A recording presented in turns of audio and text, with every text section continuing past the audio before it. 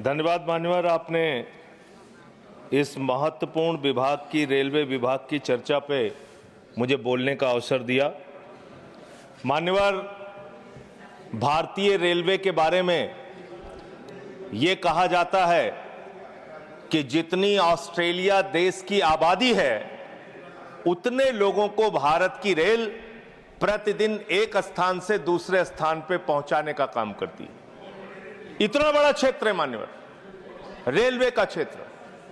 हमारे साथियों ने भी कहा कि इसके लिए पहले अलग से बजट आता था, सबको इंतजार होता था, नई ट्रेनों की घोषणाएं होती थी, क्या क्या रेल के अंदर बदलाव किया जाता था, मंत्री जी बताते थे कितने कर्मचारी रखे जाएंगे, इसकी घोषणाएं होती थी, पूरे देश को इस बात का इंतजार होता था।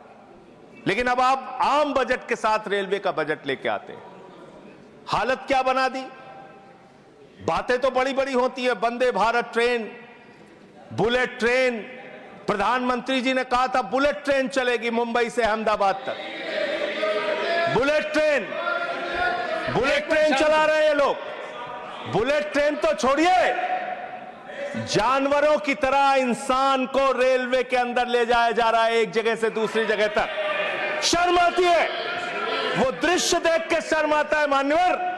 जब हमने देखा कुंभ के मेले के अंदर ट्रेन के डिब्बों को तोड़ने का दृश्य देखा, एसी डिब्बों को तोड़ तोड़ के लोग अंदर घुस रहे थे, जानवरों की तरह लोग एक जगह से दूसरी जगह तक जा रहे थे। आम इंसान की जिंदगी में सिर्फ मरना लिखा हुआ है। कभी रेलवे के ट्रैक पर मरना है, कभी एक ट्रैक पे दो ट्रेनें चल रही हैं, टकराना है, एक्सीडेंट में मरना है, तो कभी दिल्ली के अंदर भगदड़ में लोगों की जान चली जाती है। आम इंसान की जिंदगी में मरना लिखा हुआ है। और रेलवे के कर्मचारी, गैंग्समैन मेरे पास आए थे मिलने के लिए। सर, उन लोगों का यह कहना था रेलवे ट्रैक पे काम करते हुए एक्सीडेंट हो जाता है, उसमें भी उनकी जान जाती है। यह हालत हो गई है रेलवे की आज। और रेलवे के बारे में सीएजी की एक बहुत गंभीर रिपोर्ट है। माननीय मंत्री जी यहां पे बैठे, और मैं दिल से कहना चाहता हूं, कोई यहां पे बैठे इसलिए नहीं कह रहा हूं, जब ये मंत्री बने पूरे देश को उम्मीद थी कि रेलवे के अंदर क्रांतिकारी बदलाव आएगा। ये उम्मीद थी कि एक तकनीक के जानकार, एक पढ़े लिखे, एक शिक्षित योग्य मंत्री बने देश के अंदर, वो बदलाव लेके आएंगे। लेकिन रोज एक्सीडेंट पे एक्सीडेंट। जितना ट्रेन की पटरी पे ट्रेन नहीं चलती, उससे ज्यादा ट्रेन के बाहर, पटरी के बाहर ट्रेनें चल रही हैं। यह अव्यवस्था का आलम है कि यहां भगदड़ से लोगों की मौत हो गई, मंत्री जी को पता तक नहीं था। इसका मतलब इनके कर्मचारी, इनके अधिकारी इनको बताते भी नहीं कि इतना बड़ा हादसा हो गया। इसी दिल्ली में लोगों की मौत हुई। सर, मैं सीएजी की रिपोर्ट एक आई रेलवे के बारे में, उसके बारे में अपनी बात कह के अपनी बात खत्म करूंगा। 2604 करोड़ रुपए, 2604 करोड़ रुपए की गड़बड़ी रेलवे में पकड़ी गई।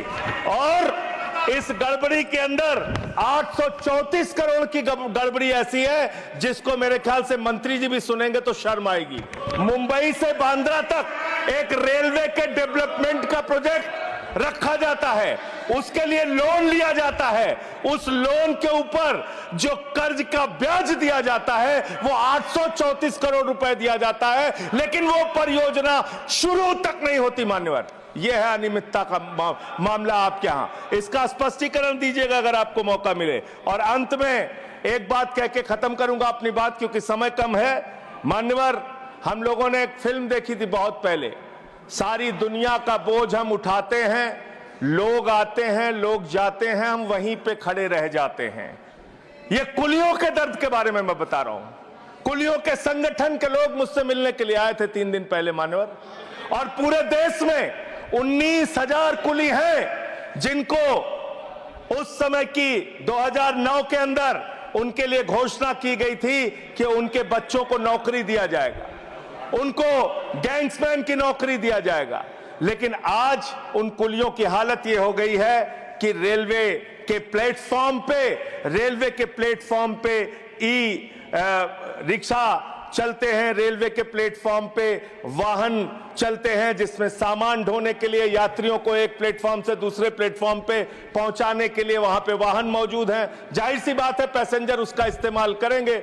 इन कुलियों का दर्द कोई सुनने के लिए तैयार नहीं है। मैं आपके माध्यम से माननीय मंत्री जी से अनुरोध करूंगा कि जो लोग वर्षों से लोगों का बोझ उठा रहे हैं, उनके परिवार की चिंता कीजिए, उनकी गरीबी की चिंता कीजिए और कृपा करके ये 19,000 जो लोग हैं आज बेरोजगारी की कगार पे हैं, उनको कहीं समायोजित करने के लिए या उनके लिए कोई महीने की तनख्वाह की घोषणा, मदद की घोषणा सरकार की ओर से अपनी ओर से कीजिए।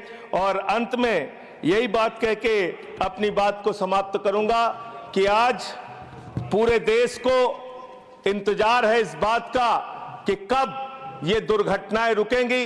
पूरे देश को इंतजार है इस बात का कि 3 लाख भर्तियां जो आपने रोक रखी हैं, जिसके कारण आज संवेदनशील जगहों पे एम्प्लॉय नहीं है, कर्मचारी नहीं है, दुर्घटनाएं हो रही हैं, वो कब रुकेंगी। और रेल की पटरियों को ठीक करने का काम जिस पे आप 180 किलोमीटर 160 किलोमीटर की स्पीड की ट्रेनें चला रहे हैं, वो रेलवे की पटरियां कब ठीक होंगी मान्यवर। ये सरकारी पटरी से उतर गई है इस सरकार के। और अभी ये नासिर भाई काफी दुखी थे, कह रहे थे रेल मंत्री बन जाते हैं मोदी जी। अरे मोदी जी विदेश मंत्री बन जाते हैं, शिक्षा मंत्री बन जाते हैं, सांस्कृतिक मंत्री बन जाते हैं, विज्ञान मंत्री बन जाते हैं। मोदी जी के अंदर बहुत कला है, खेल मंत्री बन जाते हैं। सारा मंत्रालय अकेले मोदी जी चला रहे हैं, इसलिए इस पे नाराज नहीं होना चाहिए। धन्यवाद।